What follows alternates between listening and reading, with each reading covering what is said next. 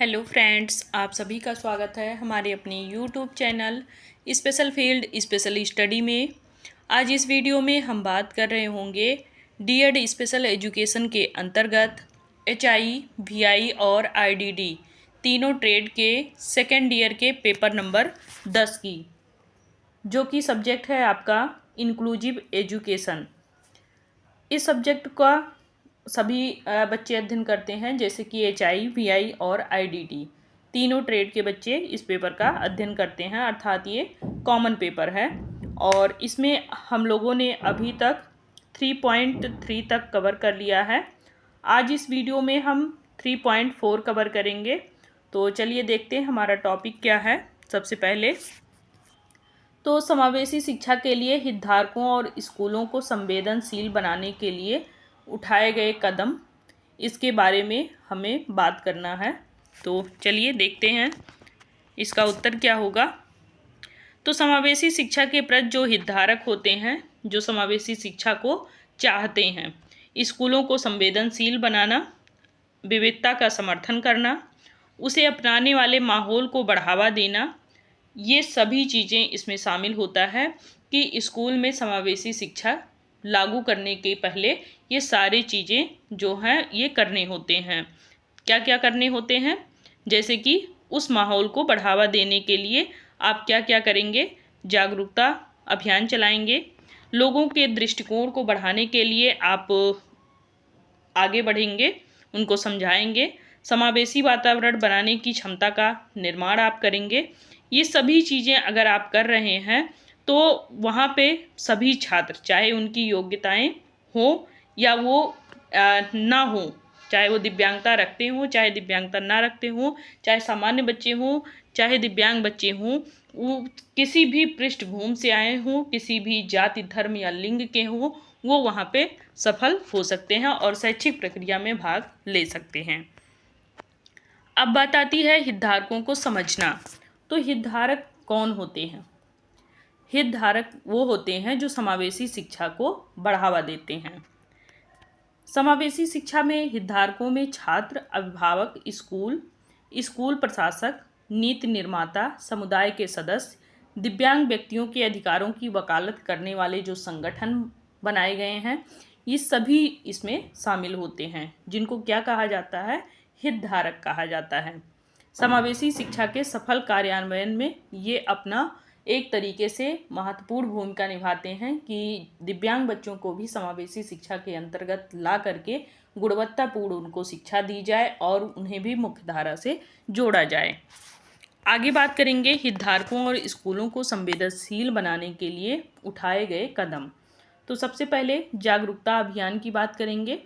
जागरूकता अभियान का मतलब ये होता है कि यहाँ पे जो बच्चे दिव्यांग हैं और स्कूल किन्हीं कारणों बस नहीं आ रहे हैं, चाहे उनके माता पिता की मानसिकता निम्न कोटि की हो, चाहे समाज की हो, तो वहाँ पे आप जागरूकता अभियान चालू करके उन बच्चों को भी समावेशी शिक्षा से जोड़ें। इसके लिए आप कार्यशालाएं आयोजित कर सकते हैं, सेमिनार आयोजित कर सकते हैं। इसमें समावेशी के जो विभिन्न मुद्दे हैं, उन मुद्दों पे आप आवाज़ उठा करके, चाहे अभिभावक हो, शिक्षक हो या समाज हो, उनको आप जागरूक कर सकते हैं। मीडिया के माध्यम से जागरूकता फैलाने में काफ़ी आसानी होती है, जैसे कि समाचार पत्र के माध्यम से भी, रेडियो के माध्यम से, टेलीविज़न के माध्यम से, सोशल मीडिया के माध्यम से आप इनका उपयोग करके जागरूकता अभियान चला सकते हैं। लोगों तक अपने जो पॉजिटिव थिंकिंग है उस चीज़ को आप पहुंचा सकते हैं। सूचना प्रसार के माध्यम से भी समावेशी शिक्षा, इसके लाभ और जो विभिन्न हितधारक हैं, ये सभी चाहे पोस्टर, बैनर के अनुसार या पर्चे के अनुसार या ब्रोशर के अनुसार, इसके अनुसार भी वो अपनी सूचनाओं को पहुंचा सकते हैं कि समावेशी शिक्षा में दिव्यांग बच्चों को जोड़ा जाए। अब हम बात करेंगे प्रशिक्षण और व्यावसायिक विकास की। तो समावेशी शिक्षा प्रथाओं को प्रभावी ढंग से लागू करने के लिए शिक्षक और स्कूल कर्मचारियों को उचित प्रशिक्षण की आवश्यकता होती है। व्यावसायिक विकास कार्यक्रमों में ये सभी चीज़ें शामिल किए जाते हैं, जिसमें आपके समावेशी शिक्षण नीतियाँ सबसे पहले आती हैं, जिसको यूडीएल कहते हैं। इसमें सीखने के लिए सार्वभौमिक यूडीएल लागू किया जाता है। जो कि शिक्षण नीतियों में आपके शामिल होता है। व्यवहार प्रबंधन में संशोधित किया जाता है।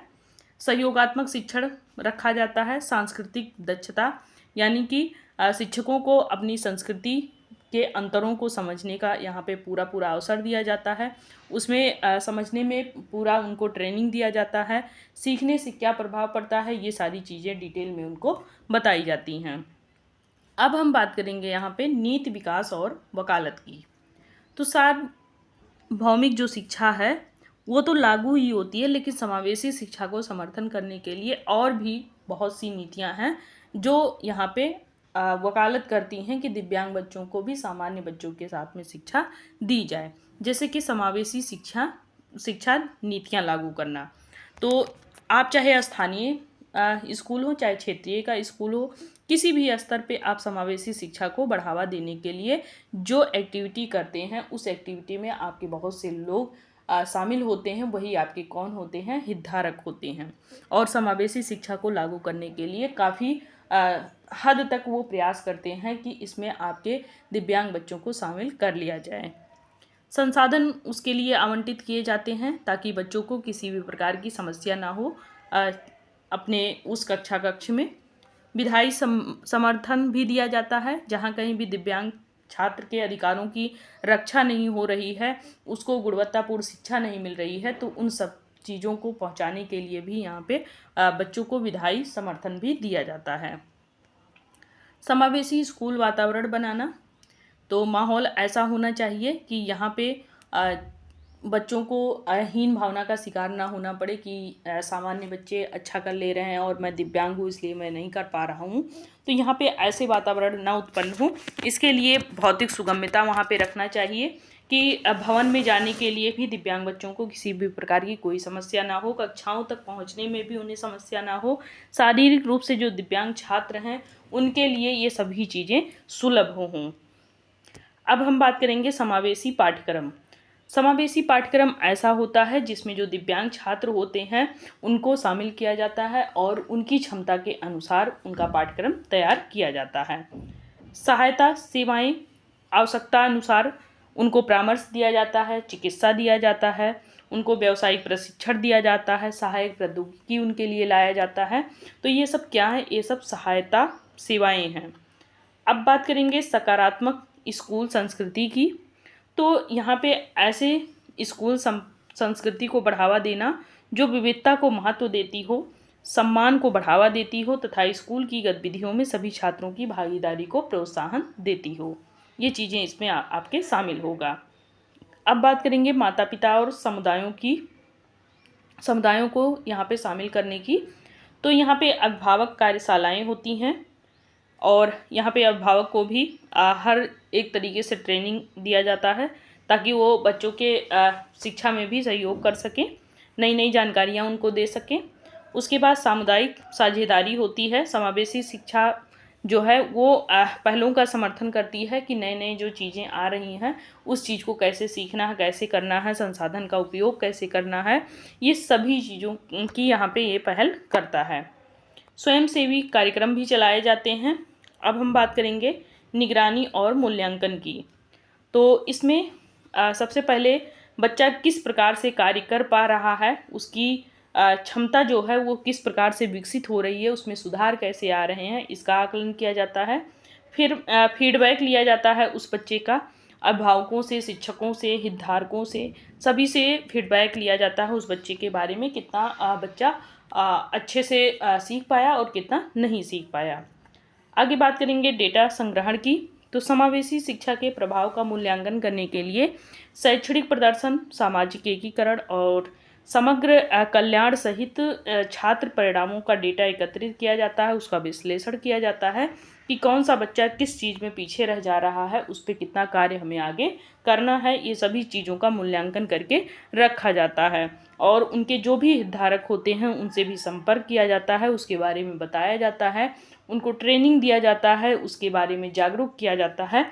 ये सभी चीज़ें क्या होती हैं, डेटा संग्रहण की। समावेशी शिक्षा सिर्फ एक लक्ष्य नहीं होता है बल्कि समानता और विविधता के प्रति सुधार होता है, प्रतिबद्धता होती है, एक सतत प्रयास होता है। एक साथ काम करके हितधारक ऐसी शैक्षिक व्यवस्था बनाते हैं जहां हर छात्र को महत्व दिया जाए, उनका समर्थन किया जाए और पूरी क्षमता के साथ उनकी पहुंच को सुनिश्चित किया जाए। तो इसी के साथ में हमारा ये टॉपिक समाप्त होता है। अगर आप लोगों को कहीं भी समझने में कोई भी समस्या होगी तो आप लोग कमेंट बॉक्स में डालिएगा, आपको दोबारा से वो चीज़ें समझा दी जाएगी।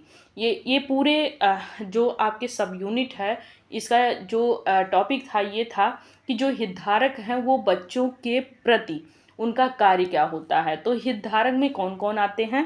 परिवार आता है, समाज आता है, उसके बाद कुछ संगठन आते हैं, इसमें शिक्षक आता है, ये सभी हितधारक होते हैं। यदि बच्चों को किसी भी प्रकार की समस्या है तो उसकी समस्या को यहाँ पे वो सॉल्व करते हैं और उस बच्चे को शिक्षा के स्तर से जोड़ते हैं और व्यावसायिक प्रशिक्षण दिलाते हैं ताकि बच्चा आत्मसम्मान के साथ में आत्मनिर्भर बन सके।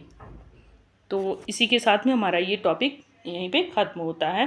पीडीएफ चाहिए तो special field special study Telegram channel से जुड़ जाएं और वहाँ से पीडीएफ डाउनलोड कर सकते हैं। तो बाय बाय, टेक केयर।